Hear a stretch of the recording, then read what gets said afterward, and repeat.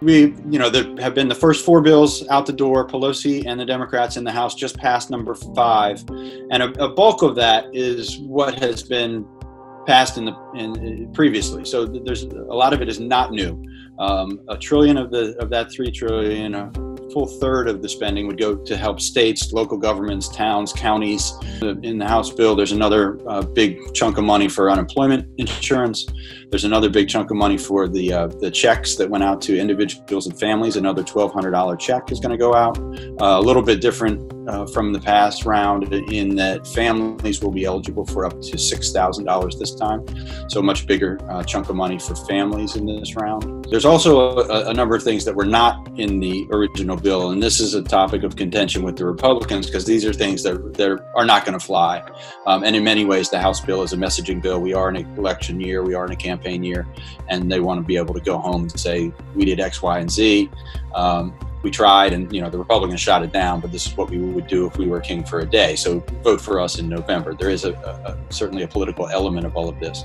But some of those things include they want loan forgiveness for student loans, for example. They want to subsidize rent payments. They want to subsidize mortgage payments. A lot of people who are unemployed haven't gotten their checks yet, can't make rent payments. Are they going to get evicted? You're supposed to shelter in place, but what happens if you get evicted and you're homeless? You can't shelter anywhere.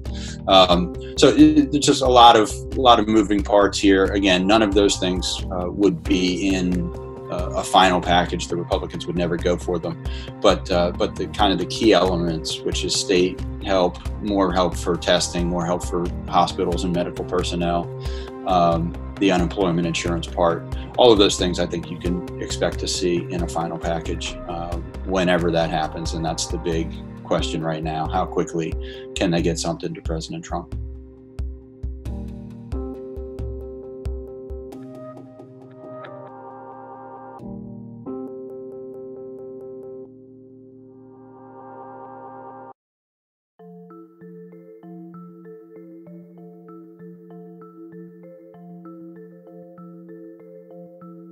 The most important thing right now is getting aid to states and localities, because it's something that we know works. We know it's absolutely needed.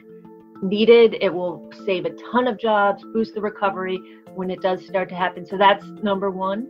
We also need to extend some of the unemployment insurance provisions from the CARES Act. The CARES Act, the best parts of the CARES Act were these big expansions of the unemployment insurance system. We cannot let those expire. Like, some of those expire at the end of July.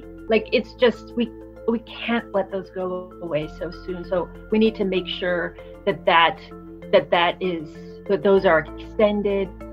We cannot let the post office go under at a time like this. So getting relief to the postal service is really important.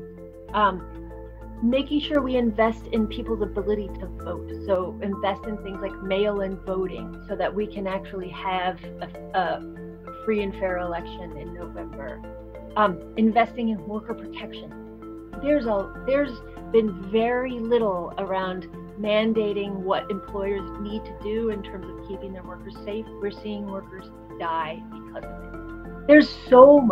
There's just so much that Congress could do. And I just always want to, when I talk about that whole list of things, I just always also want to say we absolutely can afford this. Like, in no uncertain terms, we have the money to do this. In fact, every money we spend now will help us avoid an extended period of elevated unemployment that has much more scarring effects on the economy going forward. That we're in a situation, honestly, where we can't afford not to do it. Whether Congress understands that is another question.